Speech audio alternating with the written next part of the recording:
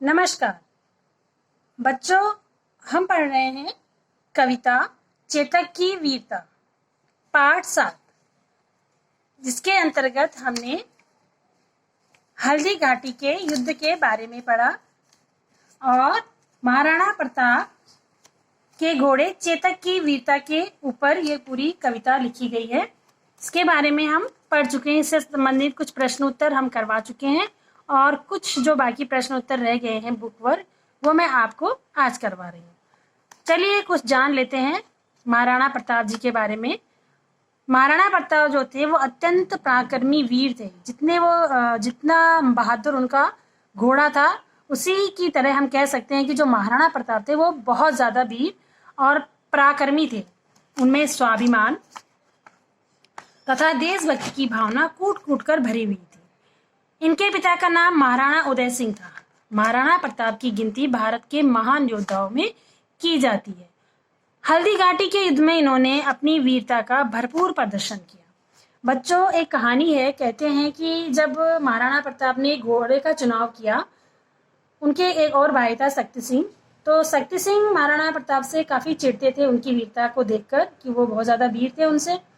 तो क्या हुआ कि महाराणा प्रताप के सामने दो घोड़े रखे, मतलब उनके सामने दो घोड़े थे, एक सफेद घोड़ा था और ये नीलवर्ण घोड़ा था।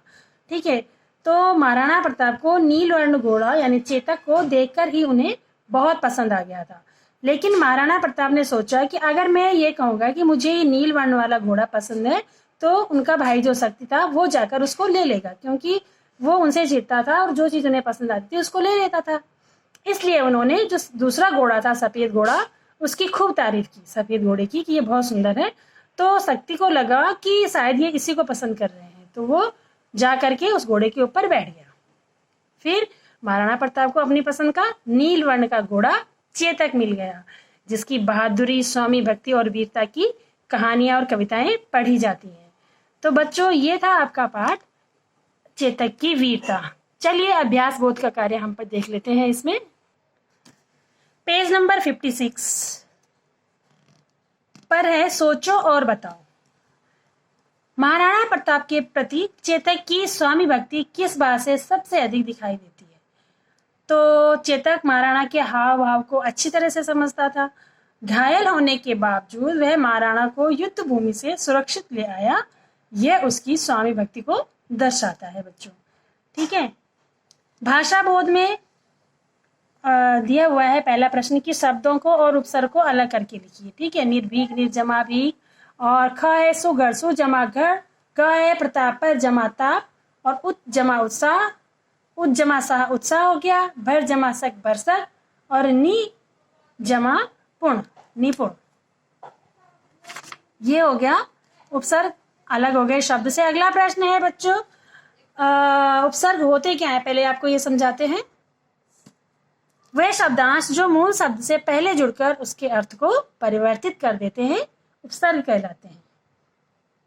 और दूसरा प्रश्न है, प्रत्यय से संबंधित प्रत्यय वो होता है कि वे शब्दांश जो मूल शब्द के बाद में लगकर उसके अर्थ को परिवर्तित कर देते हैं वो प्रत्यय कहलाते हैं। यानी कि उपसर्ग और प्रत्यय दोनों को एक दूसरे के विपरीत है, यानी विपरीत है, दोनों की परिभाषा इन दोनों के विपरीत है। तो देखिए बच्चों, जैसे नद जमा ई बन गया नदी। ठीक है, दौड़ जमा ना दौड़ना, तो दौड़ शब्द में ना प्रत्यय जुड़ा है। ऐसे ही चढ़ जमा आई, बिक जमा आऊ, गिर जमा आवट, पशु जमा त्वा। तो इस तरह से हमने प्रत्यय अलग किए। समानार्थक शब्द लिखने हैं प्रश्न नंबर 3 में। रण का समानार्थक शब्द है युद्ध, घोड़ा है, हवा का है पवन, आसमान का है आकाश, और शत्रु का है अरि, और बादल का है घन। ठीक है, अब अगला प्रश्न है 4, वाक्य बनाकर अर्थ स्पष्ट कीजिए। श्रुति सम भिन्नार्थक शब्द हैं बच्चों।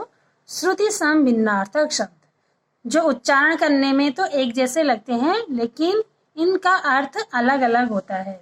कुछ थोड़ी बहुत मात्राओं के अंतर की वजह से इनमें अर्थ अलग अलग हो जाता है। चलिए, जैसे आदि और आदि, आदि और आदि, इसको हम कैसे समझेंगे? वाक्यों के माध्यम से समझते हैं।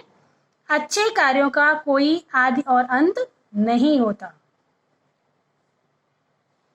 आदि का अर्थ होता है यहाँ पे प्रारंभ, ठीक है। दूसरा आदि, आदि का अर्थ होता है जो आदत का आदि होता है, उसको आदि बोलते हैं। जैसे दिनेश झूठ बोलने का आदि है, यानी उसे झूठ बोलने की आदत है।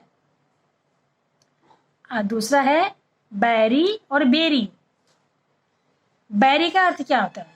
बैरी का अर्थ होता है दुश्मन। वह समाज बैरी है जो लड़कियों को कमजोर समझता है। बेरी, मुझे बेरी के फल बहुत पसंद है के टापों से दुश्मन के सिर कुचल गए। है मतलब घोड़ा, और हिय मतलब होता है हृदय। हनुमान के हिय में राम रहते हैं।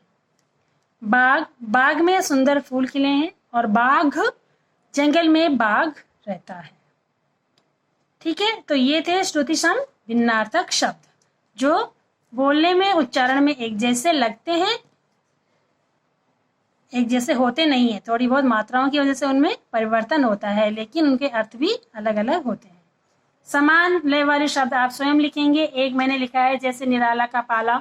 इस तरह से आप जो दिए हुए हैं शब्द, ये आप अपनी कविता से ढूंढकर स्वयं लिखेंगे। अगला प्रश्न है, अनेक शब्दों के लिए एक शब्द पाठ में से ढूंढ कर लिखिए। तो बच्चों ये थोड़ी सी मेहनत आपको करनी है। आप पाठ में से ढूंढेंगे। एक मैंने लिखा हुआ है उदाहरण के लिए, जैसे जिसे कोई डर न हो उसे क्या कहते हैं? निडर। ठीक है, चलिए आगे देखते हैं। सुनना और बोलना। महाराणा प्रताप का घोड़ा चेतक बहुत फुर्तीला तथा शक्तिशाली था। ये गद्यांश है बच्चों, और इस गद्यांश से मैंने कुछ प्रश्न निकाले हुए हैं। इन प्रश्नों के उत्तर आपको अपनी हिंदी की नोटबुक में करने हैं।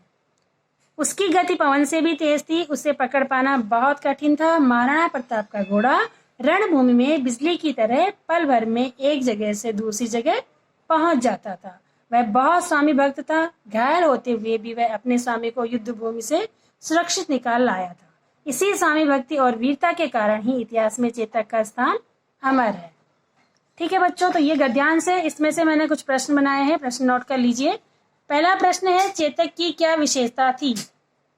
दूसरा प्रश्न है, चेतक की स्वामी भक्ति का एक उदाहरण लिखो। और तीसरा प्रश्न है, चेतक की गति कैसी थी? चौथा प्रश्न है, महाराणा प्रताप के प्रिय घोड़े का क्या नाम था? तो बच्चों ये था भाषा बोध का कार्य, पाठ 7 चेतक की वीरता से। इसी के साथ आपका ये पाठ चेतक की वीरता यहीं पर समाप्त हुआ। सभी बच्चे कविता को अच्छी तरह से लय के साथ याद करेंगे और उसको व्हाट्सएप ग्रुप पर भी सेंड करेंगे। धन्यवाद।